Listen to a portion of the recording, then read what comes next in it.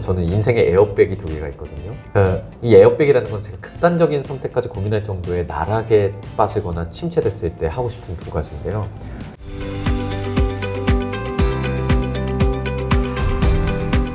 그럼 저 언더독이라는 거는 원래 네. 끝나지 않는 거잖아요. 그렇죠. 언더독을 해야 될 거 아닙니까? 그렇죠. 네, 어떤 또 전략이 있나요, 이제?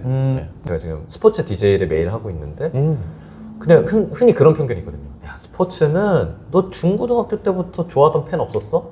매니악한 사람들만 할 수 있는 거야 라는 게 있는데, 저는 근데 절대적인 시간을 따라잡을 수 있다는 생각을 하거든요. 그러니까 구력이라는 게 중요하지만 그쵸. 제가 진심으로 흥미를 느끼고 뒤늦게라도 시작을 하면 그리고 보다 체계적으로 준비를 하면 내가 정말 뭐 중학교 때 사실 스포츠를 많이 안 본 건 사실이에요. 그렇다고 해서 내가 중계를 못하고 스포츠에 대한 이해가 정말 없는 낙인이 찍혀야 할까? 그러니까 스포츠계에서는 전 늦게 시작한 사람이거든요. 그럼에도 불구하고 얘가 중계가 점점 좋아지고 스포츠를 사랑하는 게 느껴지고 진심이 느껴진다. 그걸 인정받고 싶은 게 있어요. 캐스터로서도 좀 인정을 받아보고 싶다. 근데 이게 제가 궁금한 게 종목이 되게 여러 개 있잖아요. 그렇죠. 그 안에서도. 그럼 그걸 다 해야 되는 거예요? 어떻게 해야 되는 거예요? 정말 신기한 게 네. 저도 어쨌든 작은 미디어 네. 제작사에 있다가 이제 방송국에 왔으니까 모든 게 체계적일 줄 알았거든요. 네.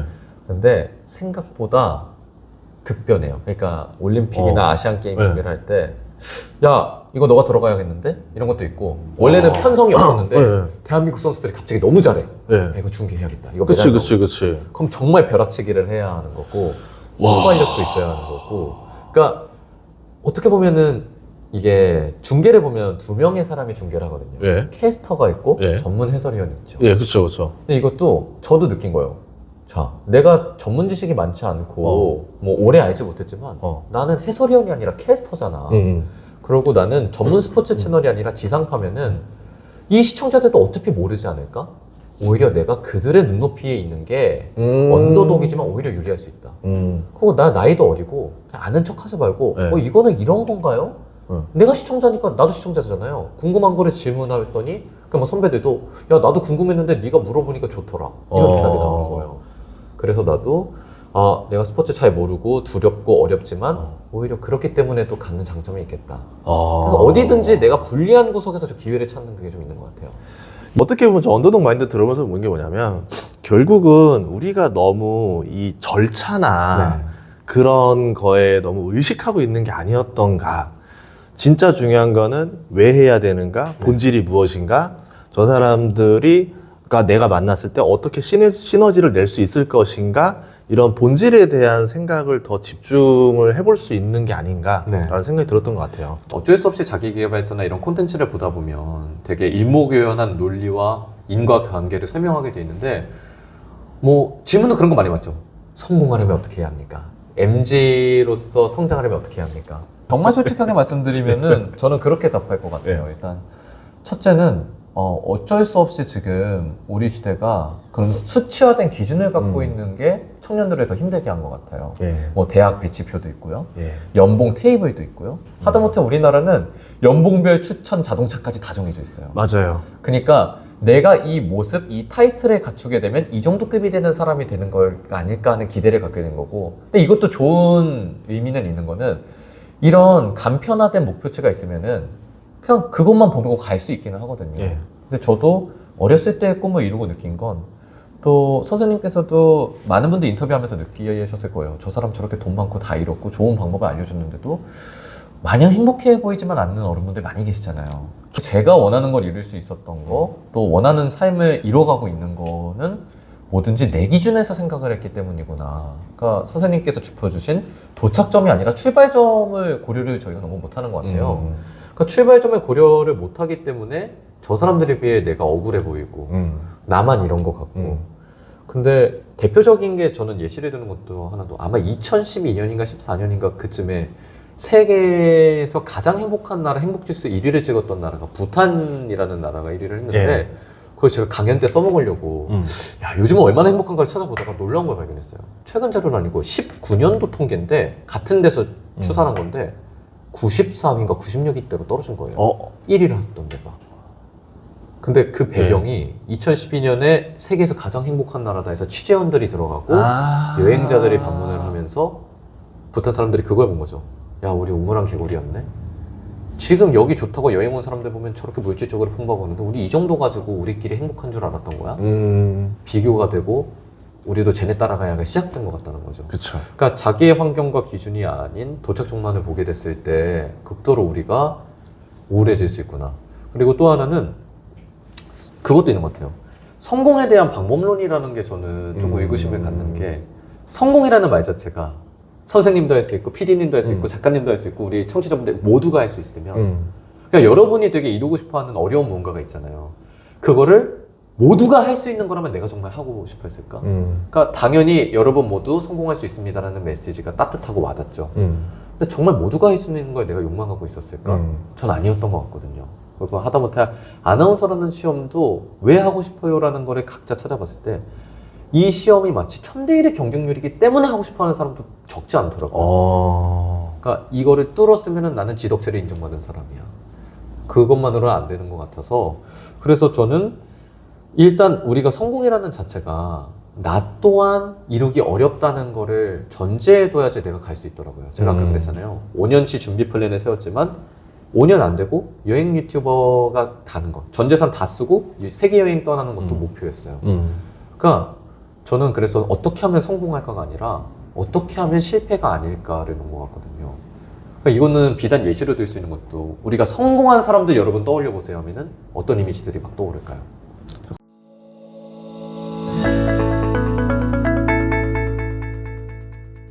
강단 위에 올라가서 막 그죠. 설명하고 막 뭔가 이제 스포트라이트 받는 느낌이잖아요. 그렇죠. 예. 뭐 차도 좋고 집도 예, 좋고 예. 엄청 유명하고.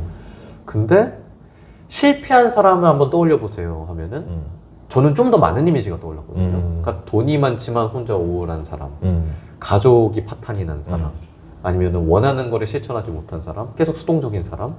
그러니까 우리는 성공은 마치 정해진 수표와 지표로 되게 획일화를 해놨는데 실패는 여러 가지 실패가 있거든요. 근데 마찬가지로 이거 뒤집으면 여러 가지 성공이 있는 것 같아요. 돈이 아닌 사랑의 성공도 있고, 명예의 성공도 있고, 즐거움의 성공도 있고, 여유의 성공도 있고, 건강의 성공도 있고.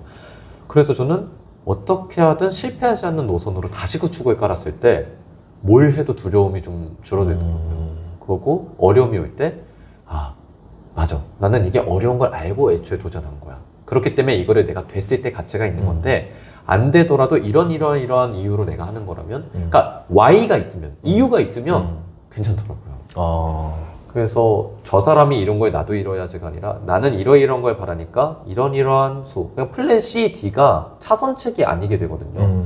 저는 아나운서가 플랜 A고 뭐 여행 유튜버가 플랜 B, 승무원이 플랜 C였다고 해도 A, B, C의 우열은 없었어요. 그래서 내가 갈 수 있는 길이 그냥 지구처럼 둥글다라고 생각해 보면은 그냥 지속하는 힘이 정말 필요한 때라고 느껴지는 것 같아요. 특히 요즘이. 또 하나 해드리고 싶은 말은, 그러니까 뭐 성공하고 싶다, 목표를 이루고 싶다라고 했을 때 하지 말아야 할 게 무엇일까요? 라고 여쭤보신다면 저는 타이틀이랑 지위를 꿈으로 두는 건 너무 위험하다고 생각을 한다. 그러니까 더 많이 보셨겠지만 그분들이 그 타이틀에 달았다고 해서 전부가 아니잖아요. 그쵸. 끊임없이 새로운 거를 또 목표하시고. 그러고 저는 허무함이 되게 많이 찾아올 것 같다는 생각이 들거든요. 예. 그래가지고 그래서 제 꿈은 동사예요, 동사. 살아서는 목소리를 내고 예. 죽어서는 글을 남겨놓는 사람이거든요. 그냥 저도 그냥 정말 탑이 될 게 아니면 구분되는 사람이 되자가 제 목표인데, 사람마다 여기 계신 모두가 구분이 되는 게, 제가 어렸을 때 찾은 건 두 가지였어요. 목소리가 사람마다 다르고, 그리고 또 저도 책 읽어보면 이 책의 문체, 그리고 경험과 사례가, 사실 자기계발서 메시지 다 똑같다라고들 사람들이 욕 많이 하잖아요. 맞아요. 주장 똑같아요. 하다못해 뭐 법구경 성경을 봐도 내용 겹쳐요. 근데 문체와 이야기만 다르잖아요. 그쵸, 그쵸. 그래서 나는 그럼 살아있을 때 목소리를 많이 내고 그러면은 내가 육신은 죽더라도 글이 남아있으면 메시지 계속 남아있는 거 아닐까? 그 과정에서 내가 안정성을 위해 직업을 선택했다면 단순했어요. 그 연예인, 작가 이런 거 너무 되는 방법이 모호하잖아요. 그냥 어렸을 때 TV 보면서 방송국 취직해서 아나운서 되면 말을 하고 글도 쓸 수 있겠다. 언론인도 되니까. 그래서 아나운서가 하나의 루트였던 거죠. 저는 그것도 믿어요. 혹시 MBTI 어떻게 되세요? 저 ESTJ입니다. 큰일 나네. N들만 이해하는 건데. 그래요? 저는 N인데 그런 생각 하거든요. 저는 사실 종교는 없고 그냥 생각을 했을 때 막 Everything Everywhere All at Once라는 영화 혹시 아시나요? 모릅니다. 모르군요. 어쨌든 그리고 뭐 끌어당김의 법칙 이런 것도 그건 나오는데 근데 저는 그거를 왜 의미가 있다라고 생각을 하냐면 저도 항상 그런 생각을 해요. 아나운서가 된 정영한, 안 된 정영한, 뭐 이 인터뷰에 나온 정영한, 안 온 정영한, 망한 정영한, 돈 많은 정영한 다 공존한다고 생각을 해요. 이 우주 어딘가에. 근데 저는 그냥 그거를 제가 선택하면은 그 길로 간다라고 생각을 하거든요. 근데 저도 가만히 봤을 때 계획하기를 정말 좋아하는 제인데 정말 내 삶이 제 기준에선 계획한 대로 되고 있거든요. 근데 이거를 이루게 해준 결정적인 사건들은 우연한 사건들이 저에게 도움이 됐던 적이 많았던 것 같아요. 그러니까 계획이 도움은 됐지만 계획 덕분에 다 이뤘다는 아닌 거죠. 그러면은 나도 모르게 그냥 무의식적으로 내가 될 길에 내가 자꾸 찾아가고 있는 게 아닐까라는 생각이 든 거예요. 네. 그러니까 갑자기 제가 영상 만드는 일 하다가 클럽하우스에서 오디오 콘텐츠를 한 것도 갑자기 책을 쓰고 이렇게 선생님 인터뷰 채널에 나온 것도 이런 거를 하다 보면 내가 어느 날 강단에 서고 여행을 하고 그래서 그런 생각을 하는 것 같아요. 긍정적인 그 시스템을 만들어 놓는 게 왜 중요하냐면 그러니까 여러분이 성공한 여러분, 뭐 돈이 없는 여러분, 행복한 여러분이 다 공존할 텐데 그 시스템이 확립되어 있으면 관성적으로 나도 모르게 그런 선택들을 하게 되지 않을까. 근데 Everything Everywhere All at Once가 딱 그런 내용이거든요.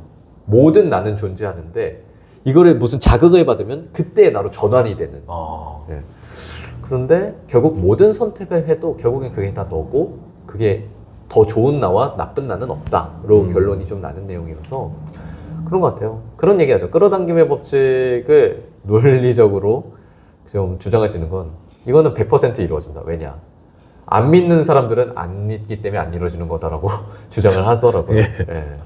그래서 그냥 어차피 저는 선택할 수 있다면 그냥 다 모든 게 뜻이 있는 거고 이 시련마저도 나중에 내가 이 성공을 한 번 했을 때 더 이거를 빛내게 해주려고 있는 하나의 소스가 아닐까라고 항상 내 생각을 하는 것 같아요. 북토크도 하고 인터뷰도 몇 번 나갔는데요. 사실 오랜만에 인터뷰에 나왔고 생각이 많이 달라진 부분이 하나 있어요.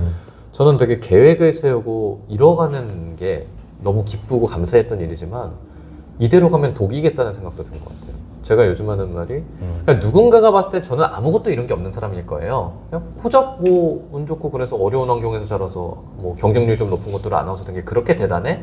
라고 생각하시는 분도 계실 거고 뭐 아나운서 준비생분들이나 되게 어쩌면은 대단하고 선망하시는 분도 있을 수 있겠죠. 근데 그거는 이제 그분들의 몫인 건데 저도 제가 생각하는 되게 이상적인 삶이 있을 거잖아요. 그리고 뭐 흔히 말하는 좀 좋은 표현은 아닙니다만 떡상이라는 뭐 크리에이터나 이제 또 뭐 선배님들이나 방송인들을 봤을 때도 저도 당연히 한 번쯤 해보고 싶죠. 근데 제가 비교적 커리어도 그렇고 제 삶을 봤을 때도 어린 나이에 계속 착착착 이뤄간다라고는 하지만 이 속도로 계산식을 했을 때 제가 죽기 전까지 그런 떡상을 할 수 있는 방법이 안 세워지는 거예요. 근데 저는 꿈은 멀리 목표는 가까이라는 말도 책에서도 하는데 인생을 만약에 10단계의 목표가 있다면 예전에는 그거를 거의 다 세웠어요. 되던 말던. 근데 이제는 10단계가 뭔지는 해놔도 3단계까지만 세워요. 왜냐면 이게 말씀하신 대로 너무 생각하고 계획한 대로만 하면 그게 당연히 이루어지면 땡큐가 안 이루어질 수도 있잖아요. 근데 이루어져도 계획을 너무 철저하게 지키면 계획한 범위 안에서만 성취가 나오더라고요. 근데 이제 내가 정말 원하는 삶과 이상적인 무언가에 대한 기대를 갖는다면 그거는 계획하지 않은 성취가 이루어져야 그러니까 내가 상상한 것 이상의 도움과 그런 기대가 펼쳐져야지 내가 거기에 갈 수 있겠다라는 종교는 없지만 이제 그런 내 통제권 밖에 있는 뭔가를 받아들이기 시작한 것 같아요. 그래서 좀 내려놓으니까 훨씬 차분해지고 솔직히 저는 남들한테 미움받는 것도 싫고 그런 게 있었는데 이제는 어떻게 하면 내가 미움받지 않을까보다 어떻게 하면 내가 미워하지 않을까에 더 신경 쓰게 돼요. 그런 얘기도 하죠. 뭐 요즘 사람들 이거는 좀 소신발언까지는 아니고 방법론적인 거를 제시하는 사람들 다 의미 없어요. 여러분 멋대로 하세요라는 말도 근데 이거를 저는 하나만 붙이고 싶어요. 그래도 어느 정도는 여러분이 목표한 거를 계획대로 해보고 그 다음부터는 아무 말도 듣지 마세요가 말 것 같은 게 왜냐면 정말 삶을 책임질 수 없는 거거든요. 그렇죠. 근데 뭐 쇼펜하우어도 그런 얘기를 했더라고요. 뭐 욕망과 권태를 오가는 시계추인데 대부분의 사람은 전 욕망부터 시작하는 것 같아요. 불안하고 뭔가 갖춰야 할 것 같고 질투도 나고 근데 이거를 어느 정도 해결하게 됐을 때 말씀하신 99%처럼 저는 좀 열의 9은 권태감이 뒤따르기 마련이다. 근데 이거는 누군가는 기반처럼 들릴 수도 있지만 이 욕망할 때 힘든 것보다 권태로울 때 힘든 게 전 더 크다고 생각해요. 실제로 통계치도 있대요. 뭐 이것도 좀 환율이 바뀌어서 모르겠지만 한 월 600만 원 정도까지는 수입과 만족도가 좀 비례하면서 올라가다가 예. 그 위로는 좀 이게 완만해지다가 예. 이게 만불이었나? 예. 그 정도부터는 오히려 떨어진다. 그러니까 오히려 우울증이나 이런 걸리는 비율도 올라간다라고. 근데 물론 여기는 맹점도 있는 게 고소득층인 사람들이 정신과에 다니면서 진단을 많이 받으니까 그런 통계가 났을 수도 있겠지만 힘들면 가지도 못하지. 예, 그것도 있지만 예. 근데 저는 와닿는 거예요. 예. 오히려 나는 이만큼 갇혔음에도 불구하고 왜 만족을 못하고 불행해하지? 이런 스스로에 대한 자괴감? 이것도 저는 되게 앞으로 이제 풍요로워지는 현대 사회에서 우리가 지금은 못 느끼더라도 나도 이게 올 수 있구나는 좀 알아야겠다는 생각을 해야지 오래 갈 수 있겠다는 생각이 들더라고요. 그걸 해결하려면은 뭐 여행으로 치료할 방법이 있습니까 혹시? 근데 저는 그게 네. 그 불확실성에 계속 네. 노출되는 건 것 같아요. 그러니까 내 뜻대로 되지 않는다라는 걸 받아들이고 그러고 저는 그래서 인도가 좀 좋았거든요. 어느 정도냐면은 인도 여행은 그 될 것도 안 되고 안 되는 것도 없다라고 했잖아요. 네. 왜냐면 제가 돈이 있고 네. 택시를 타도 원하는 곳에 못 갈 수가 있어요. 그럼 태국에도 그런 거 있거든요. 아 거기 지금 공사 중이고 시위가 있어서 이렇게 돌아가야 한다. 이게 사실 사기꾼들인 건데 원하는 대로 안 돼요. 나도 모르는 사이에 지갑에 돈이 사라져 있고 막 그래요. 막 그런 거를 경험하면서 내가 우주 속의 먼지다라는 것도 느끼고 또 한 번 인도에서 좋았던 거는 저는 바라나시의 그 예. 기운을 되게 좋아하는 게 겐지스강 있는데 그렇죠, 그렇죠. 그 당시에 한 3,000원 정도 우리 돈으로 내면 이제 보트 타고 일출일목 그 아래 쫙 도는 게 있는데 네. 코스를 보면 되게 웃겨요. 그냥 그 전날 술 마시고 이렇게 멍 때리면서 이렇게 보트 타고 가는 거거든요. 그러면 애들이 막 물속에서 놀고 있네? 막 수영하고 놀고 있어요. 그러더니 야 소가 목욕을 하네? 막 소가 목욕을 하고 네. 있어요. 아줌마들 빨래 안 해? 막 빨래하고 있어요. 시체가 타고 시체가 타고 있어요. 그렇지, 둥둥. 그러니까 왜냐면 거기는 이제 그 가트 구역마다 그게 다 있어가지고 네. 근데 이게 정말 마치 삶, 자연, 생활, 죽음 이게 다 있고 그리고 저는 한번 인도 사기꾼이랑 말씨름을 하다가 충격을 받은 게 있는데 우리가 너 사기치지 말라고 막 뭐라 한 적이 있어요. 네. 근데 그 사기꾼이 알겠어 아니 근데 나 궁금한 게 너 왜 화를 내는 거야? 이러는 거야.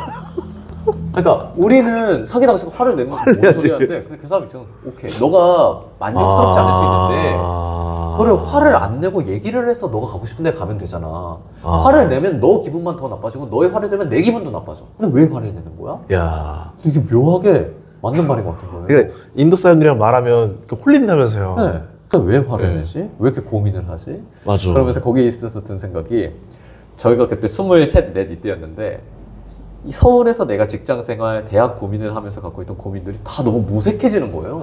여기서 아무 쓸모도 없고 그리고 이거는 저만의 좀 경솔한 판단이지만 거기에 있던 그런 식당 사장님이나 이런 사람의 얘기를 해보면 네. 이 사람들의 고민은 아침 뭐 먹지? 점심 뭐 먹지? 저녁 뭐 먹지? 어떻게 하면 재밌게 놀지? 그냥 근데 생존하면서 가장 필요한 생계에 대한 고민만 하고 있는 게 예. 어쩌면은 저의 고민보다 더 고상한 고민처럼 느껴진 거죠. 오죽하면 거기에 그렇게 깨달음을 얻기 위해 가는 사람들이 많겠어요. 그쵸. 그 기운이 너무 좋아서 그런 것 같아요. 이런 세속적인 우리의 목표 달성과 욕망보다 더 의미 있는 무언가가 있고 그거 저는 인생의 에어백이 2개가 있거든요. 이 에어백이라는 건 제가 극단적인 선택까지 고민할 정도의 나락에 빠지거나 침체됐을 때 하고 싶은 2가지인데요. 하나는 제가 군대 있을 때부터 일기를 지금까지 쓰고 있어요. 매일 쓰진 않는데 근데 재밌는 게 한 번도 꺼내본 적이 없어요. 뭐 책 쓸 때 잠깐 몇 개 보긴 했는데 정주행을 안 해본 거예요. 근데 내가 보지도 않을 걸 왜 쓸까? 라는 생각도 했는데 그거더라고요. 거기에 보면 열어봤을 때 일단 제 글씨체인데 저는 잊고 있었던 그때 받았던 좋았던 기억과 영감이 있고 야 이때 내가 이 정도로도 되게 만족을 했었구나도 있고 신기한 거예요. 그리고 솔직히 말하면 야 5년 전인데 나 이때 차라리 책을 낼걸 그랬나? 문장이 너무 좋다. 그치. 그런 게 있어. 맞아, 그것도 있으면서 맞아. 저를 막 되게 예. 고평가하게 되는 네. 거예요. 그래서 죽기 전에 딱 마지막으로 핸드폰을 버리고 인도 바라나시에 내 모든 일기장을 가지고 여행을 하겠다. 이것도 지금에 있는 건데 이 2가지를 제가 했을 때 이 일기장을 다 보고 인도 여행을 했을 때 적어도 내가 죽지는 않을 거라는 확신이 있어요. 그럼 앞으로의 목표 이제 또 있으십니까? 이제 일단 저는 강연을 계속 하고 싶어요. 강연을 하고 싶다. 네. 근데 좀 달라지는 것 같아요. 예전에는 내가 뭔가를 되게 깨닫고 느끼고 사람들의 삶을 직접적으로 바꿔줄 수 있는 방법론을 되게 설명해주고 싶었거든요. 그래서 사실 에세이적이기는 하지만 형식을 자기계발서로 쓴 것도 제 버킷리스트였기 때문이거든요. 근데 갈수록 느끼는 거는 제가 방금 주장한 것도 여러분한테 딱 맞는 모두가 될 수 있는 방법은 없다잖아요. 그래서 이제는 뭔가 성공, 부호, 안정성보다도 그냥 개개인의 사연과 삶의 이야기로서 그런 힐링을 주는 그런 강연을 좀 하고 싶은 것 같아요. 그러니까 제가 제일 하고 싶은 것도 제가 정말 성공을 한다면, 그러니까 여기서 말하는 부적인 성공을 할게요. 돈에 대한 게 없다면 제 강연장이 있는데 이 오프라인에는 강연료가 없을 것 같아요. 대신 사연을 받고 초청을 해서 오실 것 같고, 그러니까 그분들의 고민과 사연이 저에게 강연료가 되는 거죠. 그쵸, 그쵸. 예. 그리고 이 메시지에서 거기서 나눈 이야기나 고민 상담이 좋은 내용이 나오면 그걸 이제 콘텐츠가 돼가지고 여기서 뭐 수익이 나올 수도 있는 거고. 라디오 MC 얘기하는 것 같은데. 그쵸. 잘 돌려 말해봤습니다. 별밤입니까? 뭐 그런 느낌인데 우리 저 작가님들, 조연출님들, 연출님들 많이 저를 이거 지나가다 보셨으면 좋겠고. 아나운서 출연료가 쌉니다. 그죠? 예. 싸게 쓸 수 있는 저에게 그러니까. 적감해서 하십시오. 그러니까 서로 좋은 거예요. 그럼요. 예, 네. 알겠습니다. 맞습니다.